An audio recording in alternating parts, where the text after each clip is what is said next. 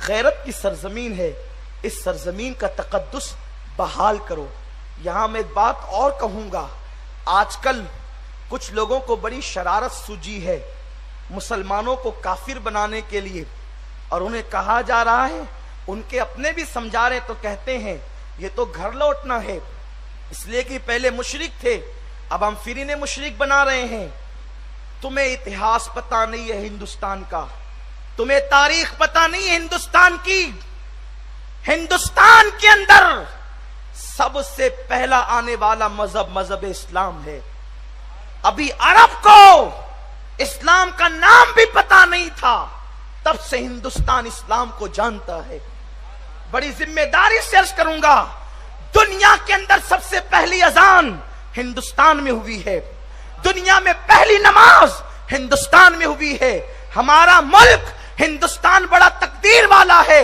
آپ کو ابھی پتا چلے گا، جو تاریخ جانتے ہیں وہ کبھی نہیں کہہ سکتے کہ ہندوستان میں اسلام بدیسی مذہب ہے۔ یہ بدیسی نہیں ہے، یہ اس دیش کا سب سے پرانا، سب سے قدیم مذہب ہے۔ مذہب پرانا نہیں ہوتا، لیکن سمجھانے کے لیے کہہ رہا ہوں، سب سے پہلا اور قدیم مذہب اسلام ہے۔ اس لیے کہ تم بھی مانتے ہو اور ہم بھی کہتے ہیں کہ دنیا کے اندر سب سے پہلا انسان اگر کسی زمین پہ اتارا گیا ہے تو ہندوستان کی زمین پہ اتارا گیا ہے۔ اسی انسان کو اسلام کی عقیدے میں آدم علیہ السلام کہتے ہیں۔ اسی لیے ہم کہہ سکتے ہیں ابھی عرب میں آدم نہیں پہنچے، یہ پہلا انسان ہے جو نور مصطفیٰ پیشانی میں لے کر آتا ہے۔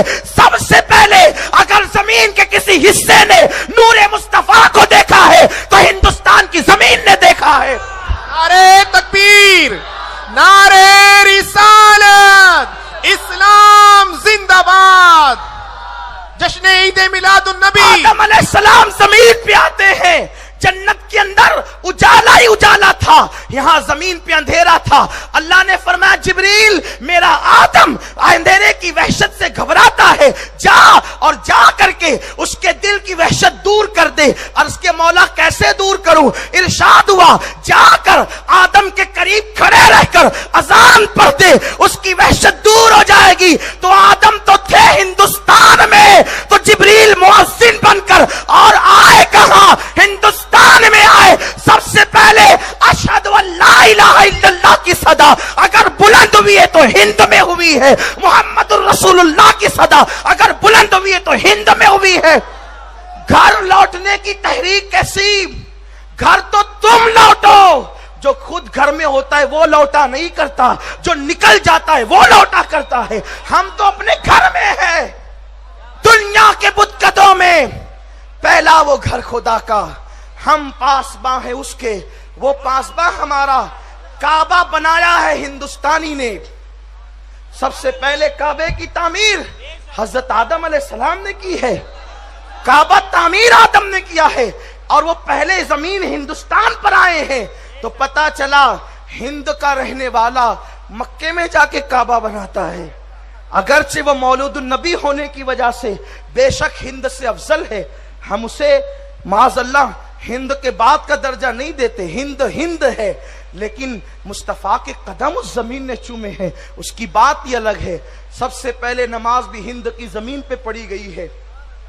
300 سال کے بعد جب آدم علیہ السلام کی دعا قبول ہوئی تو اندھیرا چھٹنے لگا، خوشی میں آپ نے 2 رکعت پڑھی جس کو ہم فجر کہتے ہیں۔ آدم تھے ہند میں تو نماز کہاں پڑھی؟ پہلے اذان یہاں ہوئی، پہلی نماز یہاں ہوئی، پہلا مسلمان یہاں آیا، پھر ہم بدیسی کیسے ہو گئے؟ اسلام بدیسی کیسے ہو گیا؟ اسلام تو یہاں کا سب سے قدیم مذہب ہے۔ اس لیے تاریخ جا کر کے پڑھو، تاریخ کا مطالعہ کرو۔ میرے پیارے آقا علیہ السلام کے پیارے دیوانوں، تو عرض یہ کر رہا تھا، دنیا آج ہمیں دیکھ کر، ہماری غفلت کو دیکھ کر، عمل سے دوری کو دیکھ کر، جرائم کو دیکھ کر، گناہ کو دیکھ کر ناجائز فائدہ اٹھا رہی ہے۔ وہ جانتے ہیں جو ہم کرتے ہیں وہ یہ بھی کرتے ہیں، ہم شراب پیتے ہیں یہ بھی پیتے ہیں، ہم لڑکیوں کے ساتھ بدفعلیاں کرتے ہیں یہ بھی کرتے ہیں، ہم ناچتے ہیں یہ بھی ناچتے ہیں، ہم داڑیاں منڈا کر گٹروں میں پھینکتے ہیں یہ بھی پھینکتے ہیں۔ ایک بات آپ سے عرض کروں، آج دوستوں کا سرکر بڑا کام آتا ہے. دوست کہتے ہیں نا یار دوستی وہی ہے جو ہر جگہ کام آئے، اور کہاں کام لیتے ہیں؟ معاذ اللہ، بڑی معذرت کے ساتھ میں یہ بات کہنے میں قطعی طور پر آر محسوس نہیں کرتا کہ میں اپنی قوم کی خرابی ان کے سامنے رکھ دوں. اچھا لگے تو اچھی بات ہے، برا لگے تو معاف کر کے جائیے گا. آج کل دوستوں کو کہا جاتا ہے فلاں لڑکی سے میرا افیئر ہے تو میرا ساتھ نہیں دے گا. دوست اگر ساتھ نہ دے تو پھر دشمنی ہو جاتی ہے، اور اگر وہ ساتھ دے وہ سب سے بڑا محسن. میں تمہیں کہتا ہوں ساتھ نہ دینا، دوستوں کو سمجھاؤ، ان کی اصلاح کرو. آقا نے فرمایا سچا دوست وہ ہے جب تم خدا کو بھول جاؤ تو وہ تمہیں یاد دلائے. لیکن یاد رکھنا اگر تم نے چمچا گیری اور دوست کے ساتھ لڑکیوں کے معاملے میں دلالی کرنے کی کوشش کی تو تمہارا گھر بھی محفوظ نہ رہے گا.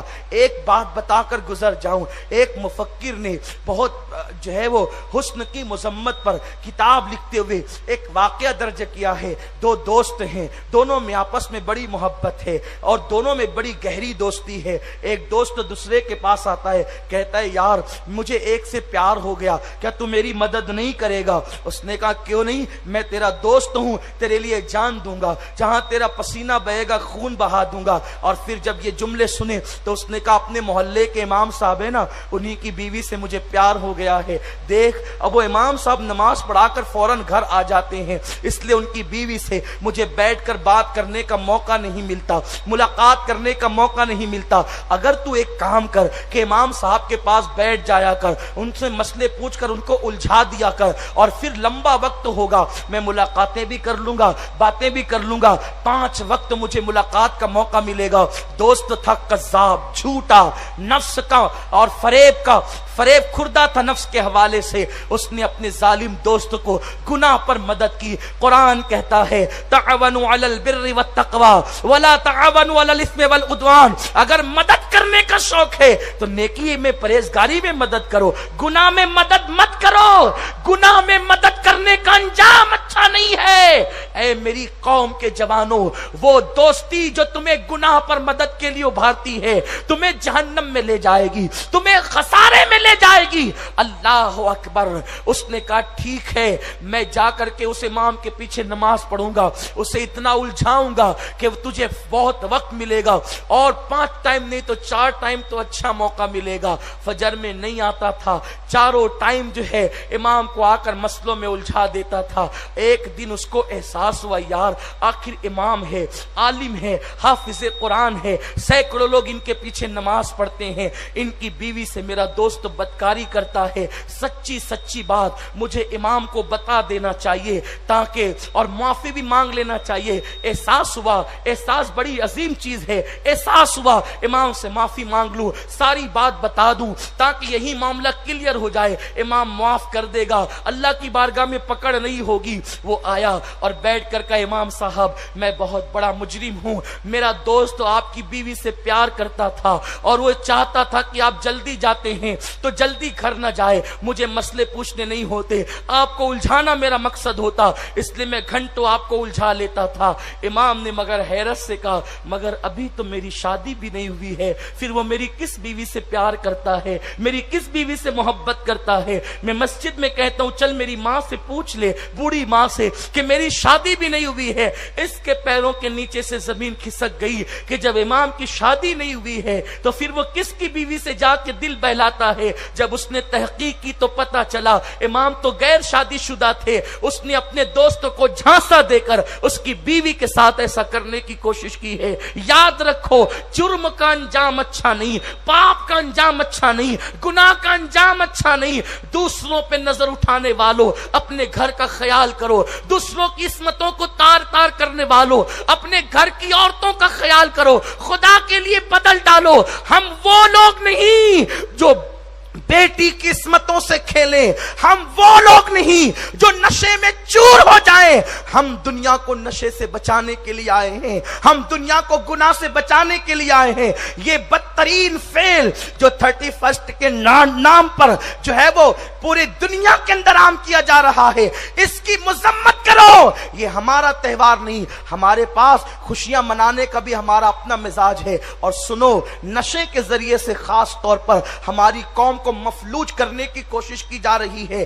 دنیا جانتی ہے جس دن مسلمان بن گیا اس دن پوری دنیا کے چپے چپے پر اسلام کا پرچم لہرے گا، اس لیے وہ تمہیں اسلام کے قریب نہیں آنے دینا چاہتے۔ کبھی شباب کے ذریعے، کبھی شراب کے ذریعے، کبھی ڈرگ کے ذریعے، نشے کے الگ الگ دواؤں کے ذریعے وہ تمہیں اتنا الجھا دینا چاہتے ہیں کہ تم اپنے نفع و نقصان کا فرق نہ کر سکو۔ تم موت کے منہ میں جا رہے ہیں۔ ہو خدا کے لیے اپنے آپ کی حفاظت کرو۔ یہ نشہ تمہاری نگاہوں پر اثر انداز ہوتا ہے، یہ نشہ تمہیں قسطوں میں تباہ کرتا ہے، یہ نشہ تمہیں موت کے منہ میں لے کر کے جاتا ہے۔ نشہ وہی ہے جو تمہیں بے غیرت کر دیتا ہے، نشہ وہی ہے جو تمہاری آبرو کے حوالے سے تمہیں بے فکر کر دیتا ہے۔ خدا کے لیے ہوش کے ناخن لو۔ میرے اللہ نے فرمایا